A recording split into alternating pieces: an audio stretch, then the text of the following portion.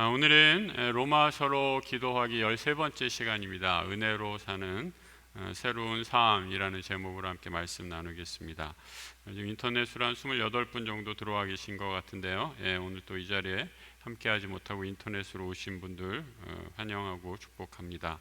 우리 혹시 자리에 누워서 이렇게 들으시는 분 없으시겠죠?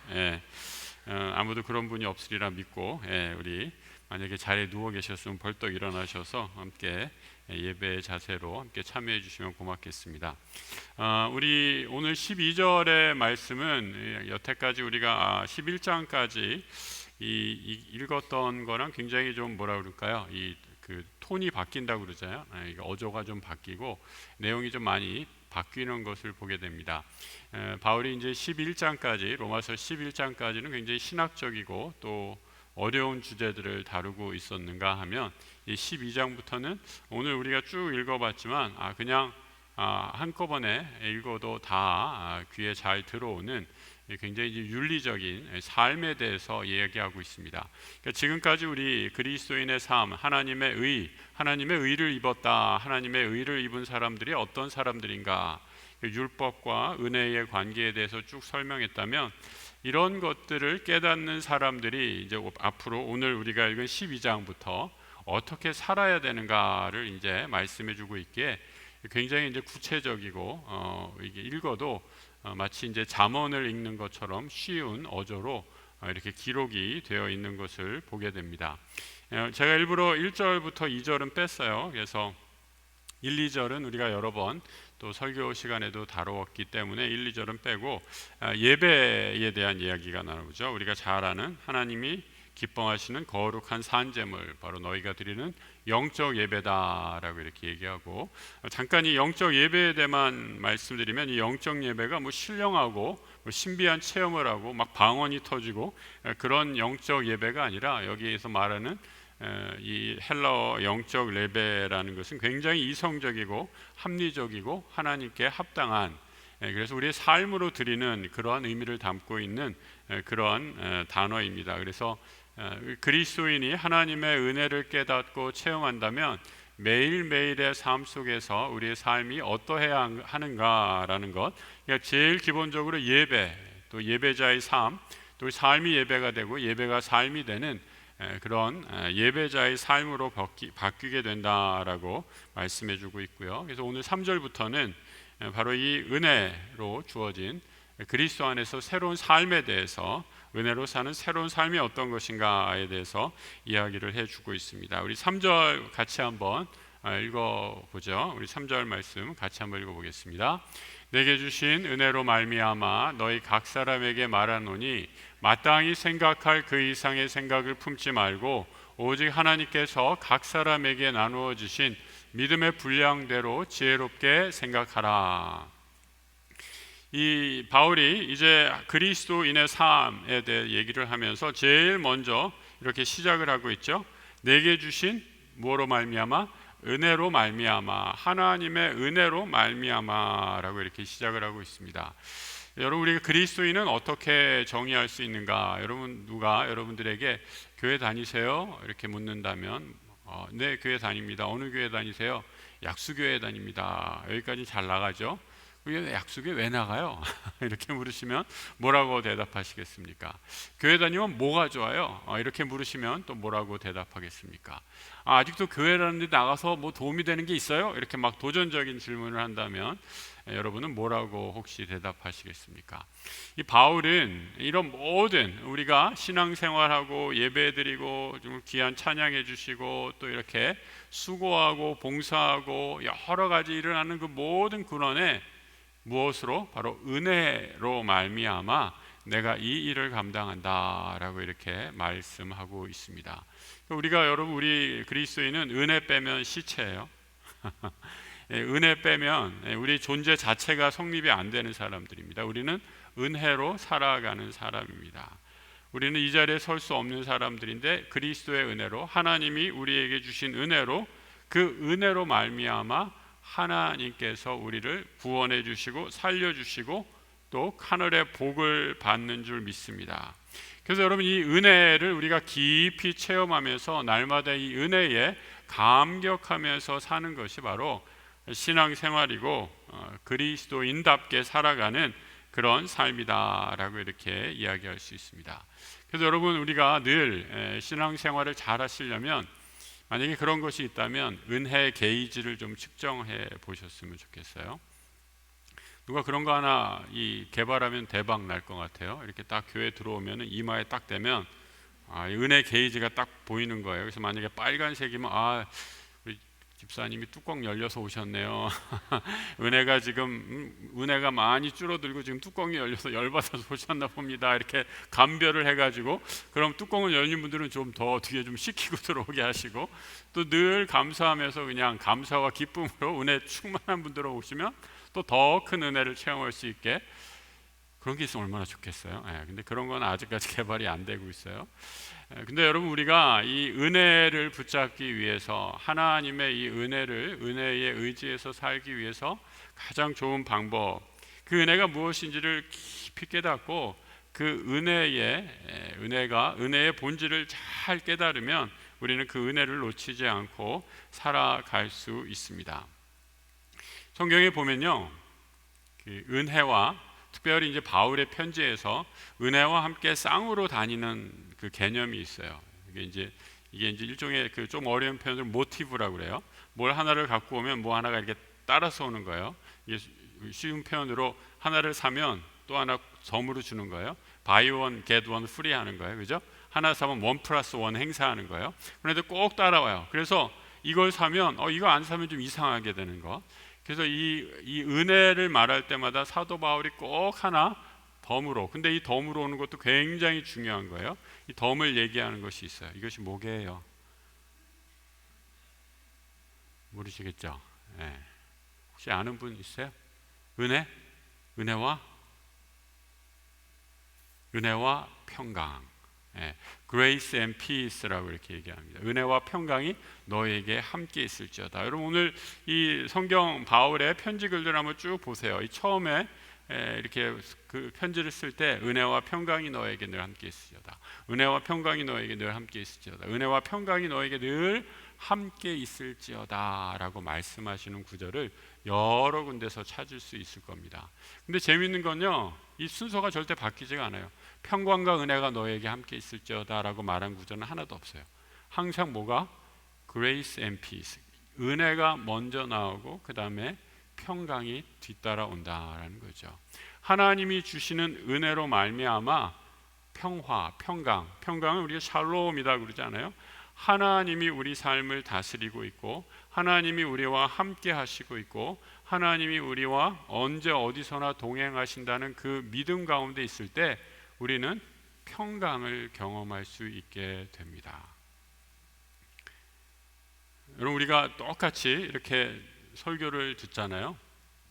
설교를 듣는데 어떤 분은 목사님, 그러니까 가정을 하는 거예요. 나가시면서 누가 그랬다는 게 아니라 목사님 오늘 설교 너무 좋았어요. 제 생애 최고의 설교였어요. 막 이러면서 막 그렇게 기뻐하시고 감격하면서 막 제 손을 잡고 막 울라고 그러신 분 있다고 상상해 보세요. 제 기분이 어떻겠어요?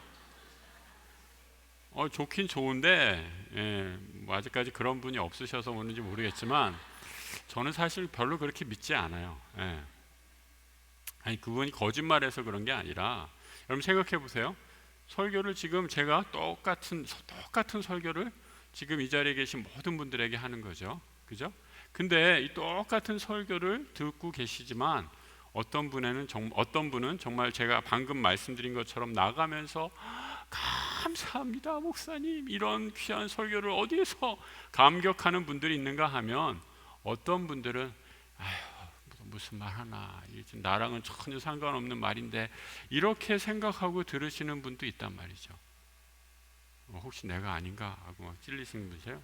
혹시 막 아까 잠깐 제가 침대에 누워서 지금 듣고 계신 분 없나 했는데 그런 분들이 막 더 찔리실 수도 있어요. 그러니까 여러분, 이 회중 설교를 듣는 이 분들의 편차가 너무 커요. 저는 다만 이거를 전달만 할 뿐이고, 하나님께 받은 것을 말씀을 전달할 뿐이고, 이 말씀을 말씀되게 하시는 것은 바로 성령의 역사고 성령의 은혜고 성령께서 하시는 일이다라는 거죠. 그래서 우리의 모든 삶들이 하나님의 은혜가 아니면 아무것도 이루어질 수 없습니다라는 그런 믿음 가운데 있을 때, 은혜 가운데 있을 때, 그 믿음의 고백 가운데 있을 때 우리에게 평강이 임할 수 있다라는 거죠. 그래서 여러분, 이 은혜 안에 거하신 분들은요, 한번 보세요. 옆에서 여러분들이 아마 그분 없을 때 아마 여러분들이 그렇게 생각하실 수 있어요. 저 집사님은 뭐가 그렇게 좋으실까? 내가 그분을 좀 알아요. 그죠? 그 집구석이 어떤지 좀 알아요. 좋은 게 하나도 없다는 걸 너무나 잘 알아요.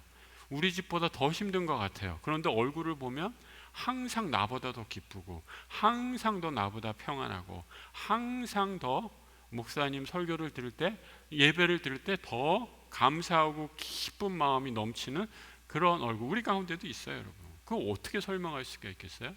하나님의 은혜가 아니면 불가능하다라는 거죠. 그 은혜 가운데 있을 때 하나님이 주시는 평강이 우리에게 임하게 된다라는 거죠. 그래서 그러면 은혜는요, 은혜와 평강이라는 건데, 이 평강은요 샬롬의 축복입니다. 샬롬의 축복은 하나님과 나와의 관계가 제대로 돼 있을 때 누리게 되는 하늘의 축복이다라는 거예요. 여러분, 하나님과 나와의 관계가 망가지면요 어떻게 되냐면, 제가 쉽게 예를 들어 볼게요. 돈이 없으면, 통장에 잔고가 없으면 불안해져요. 여러분 안 그러세요? 아주 먹고 살아야 되는데, 당장 먹고 살아야 되는데 통장에 잔고가 없으면 불안해져요. 그런데 여러분, 하나님과 나와의 관계가, 샬롬의 관계가, 우리 아버지께서 공중에 나는 새를 보라, 저 공중에 나는 새들조차도 아버지께서 허락하시지 않으면 하늘에 떨어지는 법이 없지 생각하고 하나님이 나를 지켜주시지라는 이 믿음으로 생각한다면, 이 믿음으로 은혜 가운데 거한다면 내 통장에 잔고가 없어도 나는 평강을, 샬롬의 축복을 누릴 수 있는 거예요. 왜요?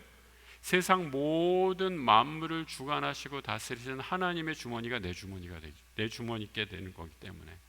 그렇기 때문에 여러분, 평안이, 하늘에 오는 평강은 세상이 주는 평강과는 차원이 다른 평강이다라고 이렇게 말씀하시는 이유가 여기에 있는 거죠. 여러분, 이 하늘의 평강, 이 은혜와 평강을 누리시는 우리 성도님이 되시기를 축복합니다. 성경은요, 이 은혜를 주시는 분이 하늘 아버지다라고 이렇게 얘기를 하고 있어요. 이 아버지, 이게 우리가 사실은 이 하늘 아버지, God Father 이렇게 얘기하는데, 이게 이제 상당히 비유적인 언어예요, 그죠? 우리가 가족 관계에서 경험하는 아버지를 이렇게 얘기하기 때문에. 그래서 아마 제가 예전에 그런 분 뵌 적이 있어요. 이렇게, 목사님, 저는 아버지 상이 별로 안 좋아요. 아버지가 맨날 이 집에 들어오면 술 먹고 상 들러 엎고, 예전에 진짜 어르신들 가운데 그러신 분들이 있었잖아요. 특히 이제 제사 날, 그죠? 제사 날 제가 아는 목사님은 그런 경험을 하셨다고 그러더라고요. 저기 경상도 어느 지방에 계신 분인데 제사 날 다 차렸대요. 근데 상을 다 차리면 엎으려면 좀 미리 엎을 것이지, 상을 다 차려서 세팅을 다 끝내놨는데 마음에 안 든다고 상을 확 들러 엎어가지고, 그러면 그 상 차리는 분 마음이 어떻게 무너지겠어요? 얼마나 마음이 아프겠어요? 그러니까 이 목사님은 자기가 이 신학 공부하시고 그러면서 아버지에 대한 상을 다시 세워나가는 게 너무 힘들었다. 근데 이제 물론 하나님께서 다시 마음을 고쳐주시고 은혜를 주셔서 하늘 아버지는 이 땅의 지상의 아버지와는 다른 분이구나라는 것들을 이제 다시 고백하시고 깨달았다라는 고백을 듣게 됐는데, 사실 성경의 아버지는 우리에게 굉장히 중요한 좋은 아버지로서의 이미지를 주고 계십니다. 성경의 아버지의 모습이 어떠한가? 이 성경이 정의하는 아버지 모습이 이렇게 되고 있죠. 마태복음 7장 11절의 말씀인데, 같이 한번 읽어볼까요? 시작. 너희가 악한 자라도 좋은 것을 자식에게 줄 줄 알거든 하물며 하늘에 계신 너희 아버지께서 구하는 자에게 좋은 것으로 주시지 않겠느냐. 그러니까 하늘 아버지와 지상에 있는 아버지를 비교하면서 지상에 있는 이 좀 못된 아빠라도 자식 새끼들한테는 좋은 것을 주는데 하물며 하늘에 계신 너희 아버지, 육신의 아버지도 너에게 최선의 것을 주려고 노력을 하는데 하물며 하늘에 계신 아버지는 어떠하겠느냐라고 이렇게 말씀하고 있는 거죠. 그러니까 여러분, 우리 하나님은요, 우리에게 은혜와 평강을 주시는 하나님은 어떤 하나님이세요? 우리에게 가장 좋은 것을 주시는 분. 이 믿음이 우리 안에 깊게 심겨져 있어야지 우리가 시험을 당해도 쓰러지지 않고 믿음의 깊이 뿌리를 내리게 될 줄로 믿습니다. 그래서 여러분, 이 믿음의 고백이 있을 때 우리가 은혜 안에서 살아가게 되는 그런 축복을 누리게 되죠. 여러분, 이 하나님이 우리 안에 이 은혜 안에 있을 때 주시는 축복이 있는데, 이 은혜로 말미암아 그 이후에 이렇게 3절 이후에 그 이어지는 9절에서 이렇게 시작이 되고 있죠. 너희 각 사람에게 말하노니 마땅히 생각할 그 이상의 생각을 품지 말고 오직 하나님께서 각 사람에게 나눠주신 믿음의 분량대로 지혜롭게 생각하라라고 이렇게 얘기합니다. 은혜와 평강 중에 있을 때 우리의 삶의 질서가 잡히면서 우리 안에 있는 분수, 삶의 질서, 욕심에 사로잡히지 않고 그 질서에 맞게 삶을 살아가게 된다라는 겁니다. 여러분, 이 믿음의 분량대로 지혜롭게 살아간다라는 것, 이제 이게 뭐 그 이상의 생각을 품지 말아라라는 것, 이거를 이제 뭐 잘못 오독하면 그리스도인들은 항상 체제 순응적이고 위에서 하는 말에 무조건 순종해야 되는구나 이렇게 읽으시면 그런 의미라기보다는요, 아까도 말씀드렸듯이 하나님이 이 세상 모든 것을 다스리시고 내 삶을 주관하신다라는, 나에게 가장 좋은 것을 주신다라는 그런 믿음의 고백 안에서 하나님이 내 삶에 행하실 가장 좋은 것을 주시는 분임을 확신하고 고백하면서 그 믿음 안에서 내 삶의 자리를 성실함으로 지켜가라라는 그런 의미입니다. 그래서 믿음의 분량대로 지혜롭게 생각하는 것, 욕심에 사로잡히지 않고 살아가는 것, 받은 것을 족한 줄로 아는 그런 삶의 모습을 가르쳐 말씀하고 있는 것이죠. 이 고린도 후서 10장 13절 같은 가르침의 말씀을 주고 있는데 같이 한번 읽어보겠습니다. 고린도후서 10장 13절 그러나 우리는 분수 이상의 자랑을 하지 않고 오직 하나님이 우리에게 나누어 주신 그 범위의 한계를 따라 하노니 곧 너희에게까지 이른 것이라 말씀하고 있죠. 우리에게 주신 분수, 믿음의 분량, 그것을 잘 기억하면서 살아가는 것이다 라고 얘기하죠. 제가 이 분수의 믿음의 분량에 관해서 말씀하면서 떠오르는 예와 몇 번 말씀드렸던 것 같은데, 이 땅콩 박사라고 하죠. 미국의 땅콩 박사라는 카버 박사가 있어요. 흑인 최초의 농업 박사를 취득한 이 사람이었죠. 이 미국의 남부에서는 사실 대부분 이 면을 키워가지고 이 대규모 남부의 농장들은 다 이제 면화 수입을 통해서, 면화 농장을 통해서 부를 축적하고 있었습니다. 그래서 대부분의 흑인 노예들이 이 면화 재배를 하고 있었어요. 이 카보 박사는 그 남부에서 자라나서 이 면화의 습성을 잘 알면서 농업에 공부를 할 수 있는 기회가 되어가지고 공부를 하는데, 이 면화를 재배하면 재배할수록 땅이 점점 산성화되는 것을 발견하게 됐다라는 거예요. 그래서 어떻게 하면 이 땅을 좀 더 좋은 땅으로 만들 수 있을까 연구하다가 하나님이 기도하면서 주신 그 음성 가운데 하나가 땅콩을 심어라라는 그런 음성을 듣게 되죠. 그래서 그 면화의 땅에다가 땅콩을 심기 시작합니다. 땅콩을 심고 그래서 많은 그 농장주들을 찾아다니면서 이 땅에다가 지금 올해 면화가 점점 안 되고 이 땅이 이렇게 가다가는 결국 땅이 다 산성화돼서 더 이상 면화 생산을 할 수 없습니다. 이 토양을 좋게 만들기 위해서는 땅콩을 심어 보시기 바랍니다 라고 많은 농장주들을 설득을 하죠.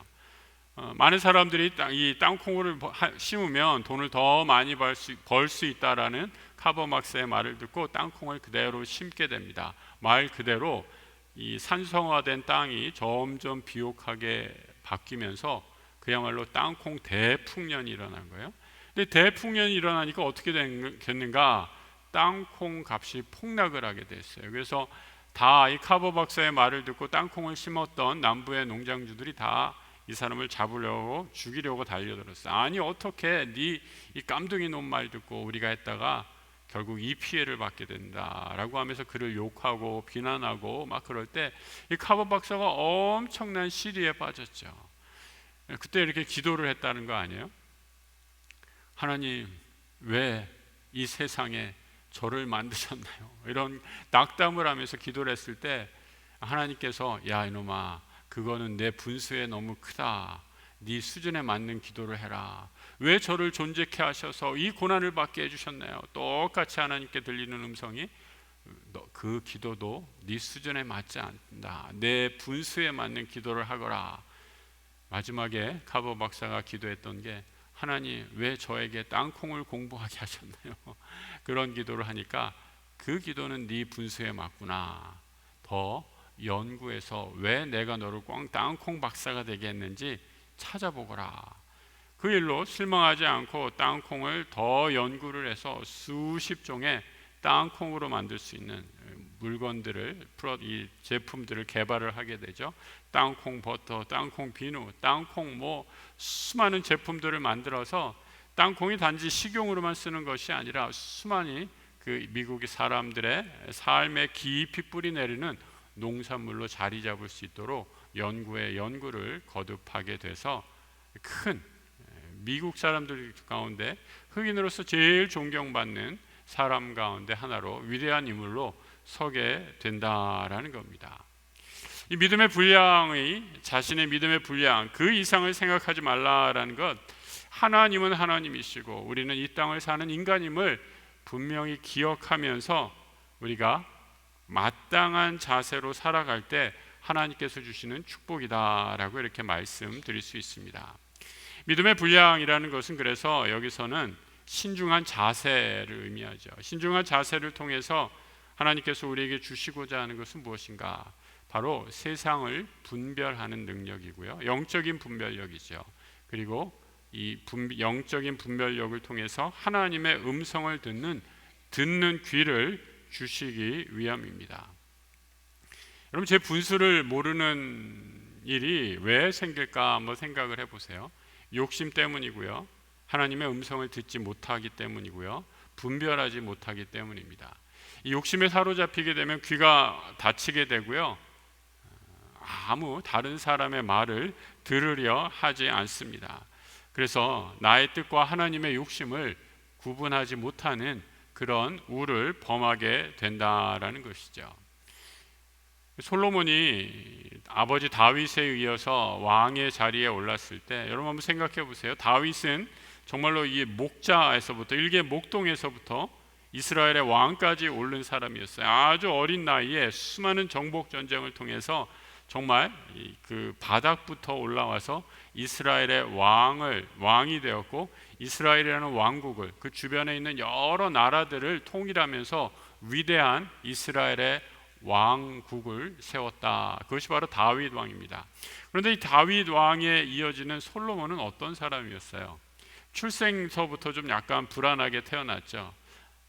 아버지가 불륜을 통해서 밧세바라는 여인을 취해서 거기서 태어난 아들이 바로 솔로몬이었고, 이 솔로몬이 아마 자라나면서 여러 가지 정치적인 어려움들, 또 그런 여러 가지 불안함들을 경험했으리라 생각합니다. 마음의 평강과 하나님의 은혜를 제대로 누리지 못하고 자랐을 수도 있어요. 그래서 솔로몬이 아버지 다윗에 의해서 왕이 되었을 때 솔로몬이 내가 왕이 되어서 이 큰 나라, 아버지가 세운 이 거대한 나라를 어떻게 다스릴 수 있을까? 솔로몬이 그때 기도를 한 거잖아요. 무엇을 기도했습니까? 하나님, 내가 어떻게 하면 이 나라를 다스릴 수 있겠습니까? 라고 이렇게 기도를 합니다. 그때 솔로몬의 기도의 내용이 무엇이었는가? 열왕기상 3장 9절에 이렇게 그의 기도가 기록이 되어 있는데 한번 같이 한번 읽어보죠. 누가 주의 이 많은 백성을 재판할 수 있사오리이까? 듣는 마음을 종에게 주사 주의 백성을 재판하여 선악을 분별하게 하옵소서. 우리가 흔히 솔로몬이 지혜를 구해서 지혜의 왕이다라고 이렇게 얘기하는데, 사실 솔로몬이 아버지 다윗에 이어서 하나님께 구한 것은요, 지혜가 아니라 여기 뭐라고 돼 있어요? 듣는 마음을 하나님께 구했다라고 이렇게 말합니다. 듣는 마음, 하나님의 말씀을 듣고 백성의 여러 가지 말을 듣는 마음을 통해서 바른 판단을 하는 분별력을 얻게 되었다라는 것입니다. 그럼 잘 들어야지 바르게 판단할 수 있습니다. 잘 못 들으면 급한 결정을 내고 바른 결정을 내릴 수가 없다라는 거죠. 여러분, 우리 믿음의 공동체인 교회 안에서 일어나는 여러 가지 분쟁, 또 시끄러운 원인도 사실은 왜 그렇습니까? 잘 듣지 않아서 생기는 불편하고 불필요한 갈등들이 많이 있습니다. 첫 번째로 하나님의 말씀을 듣지 않아요. 하나님의 말씀을 듣지 않습니다. 교회 지도자의 말을 듣지 않고요, 서로의 말을 듣지 않습니다. 성도는 목사의 말을, 목사는 성도의 말을 듣지 않아서 청력이 고장이 나 있습니다. 그러니 분별을 할 수가 없죠. 상대방의 말이 들리지 않으니까 어떻게 돼요? 싸움이 날 수밖에 없는 것입니다. 상대방의 말을 잘 들어야 우리가 바르게 판단할 수 있고 바른 은혜로 이 교회를 하나 되게 할 수 있는 줄 믿습니다. 우리 모든 성도들 이 자리에 함께 예배하실 때 기도하시기는 하나님께서 우리에게 듣는 마음을 주셔서 바로 판단하고 바로 결정하고 하나 되는 그런 교회 되게 해달라라고 기도하시는 이 시간이 되기를 축복합니다. 이 구절을 한번 보십시오. 우리가 여러 가지 이 듣는 은혜로, 또 하나님이 주신 은혜로 하시는 일, 하나 되게 하시는 일들을 경험하게 된 후에 이 공동체의 삶에 대해서 더 구체적으로 얘기를 하고 있습니다. 9절의 말씀 같이 한번 읽어보겠습니다. 사랑에는 거짓이 없나니 악을 미워하고 선에 속하라 라고 이렇게 말하고 있습니다. 악을 미워하고 선에 속하라. 그럼 구체적으로 이런 모습이 나에게 있는가 한번 생각해 보시기 바랍니다. 사랑에는 거짓이 없다라고 이렇게 얘기하죠. 누구를 사랑한다라고 하면 거기에는 거짓이 없어야 된다라는 겁니다. 이 다른 동기로 가지고 서로 사랑한다라고 한다면 이 사랑에 무슨 다른 동기가 있으면 그것은 거짓 사랑이다라고 이렇게 말하는 거죠. 욕심으로 사랑하면 그거는 진정한 사랑이 아니라 사랑하는 채 하는 것이다라는 겁니다. 내 욕심을 가지고 사랑하면 이 사랑을 오염시키고 그런 사랑은 결국은 관계의 파국으로 이어진다라는 거죠. 사랑에는 거짓이 없고 악을 미워하고 선에 속하게 되는 그런 모습, 그것이 바로 공동체, 하나님 나라 교회, 또 우리 가정의 모습이다라고 말씀하고 있고요. 또 10절 같이 또 읽어봅니다. 형제를 사랑하여 서로 우애하고 존경하기를 서로 먼저 하여. 서로 존경하고 서로 먼저 하라. 우리 주님이 본을 보여주셨죠. 어디에서 본을 보여주셨습니까? 요한복음 13장에서 제자들의 발을 씻어주신 모습이죠. 주와 또는 선생이 되어 너를 발을 씻었으니 너희도 발을 씻어주는 것이 옳다라고 하면서 내가 너에게 행한 이 본을 보였다라고 말씀하고 있습니다. 또 빌립보서 2장 3절에서는 이렇게 말씀하고 있죠.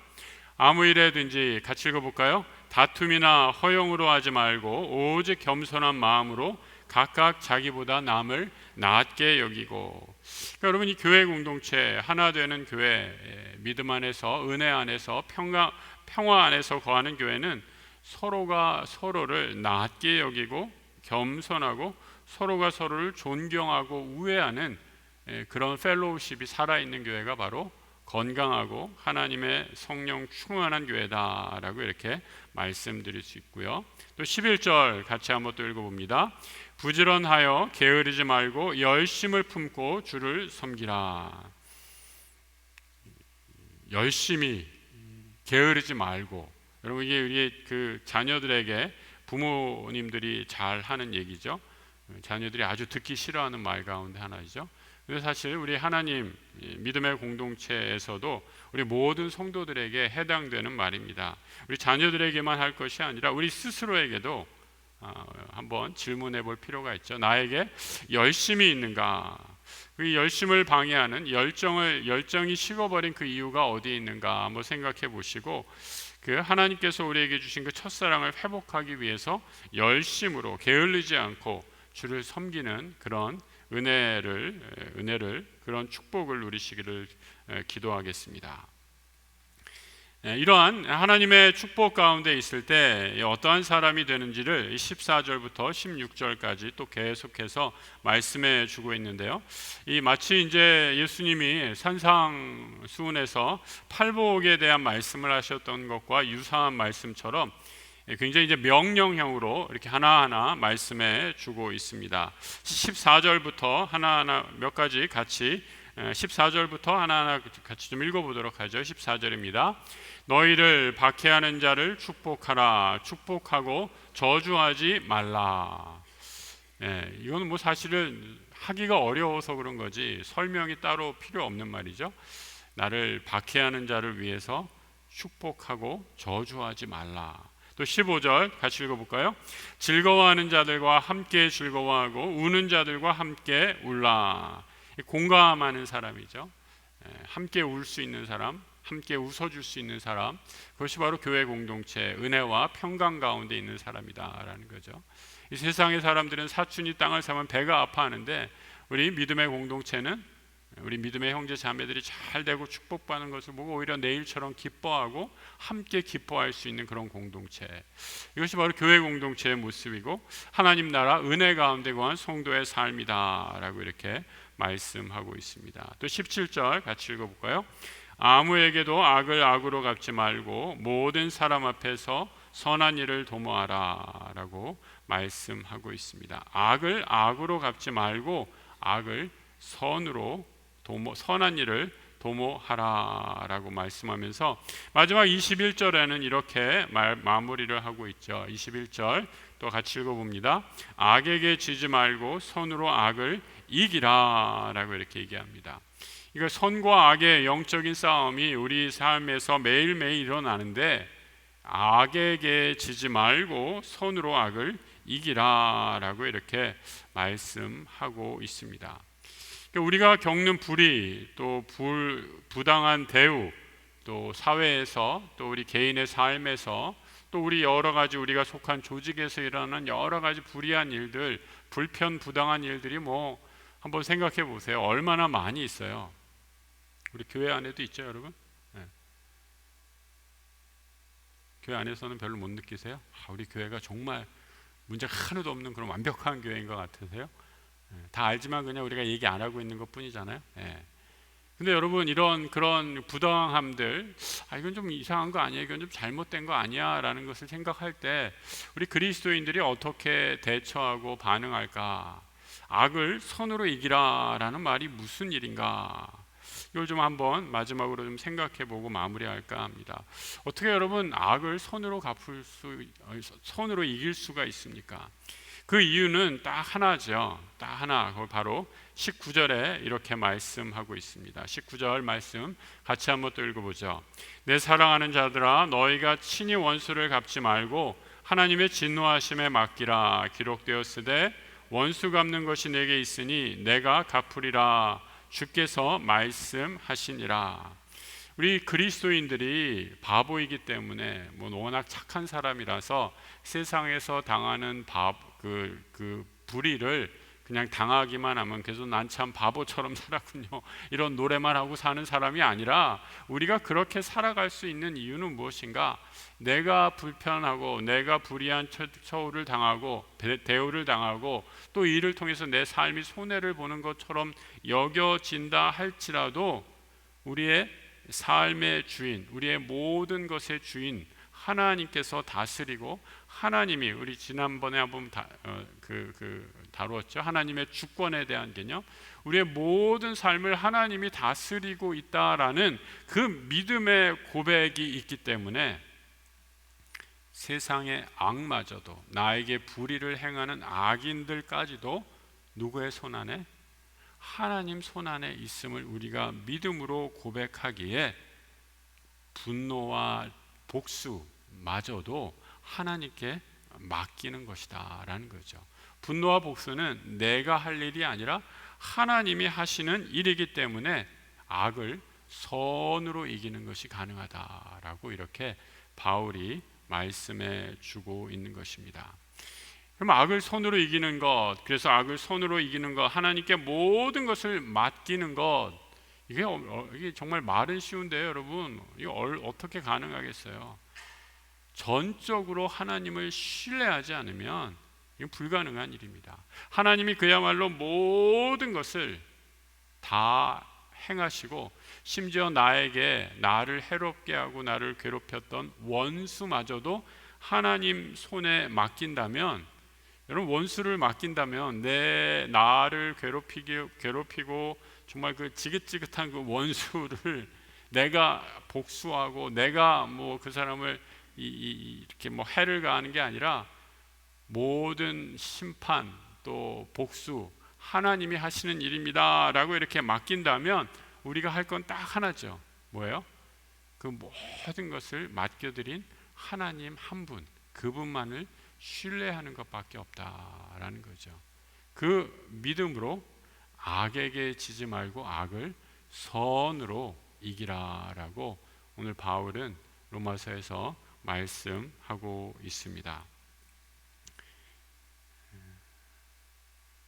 말은 어렵지만, 말은 쉽지만 실천이 어려운, 하지만 우리 그리스도인이 이 삶을 통해서 꼭 이루어야 할 은혜 안에 사는 삶의 이 귀한 축복이 오늘 예배하는 우리 모든 성도들에게 넘치시기를 우리 주님의 은혜로, 주님의 이름으로 축복합니다.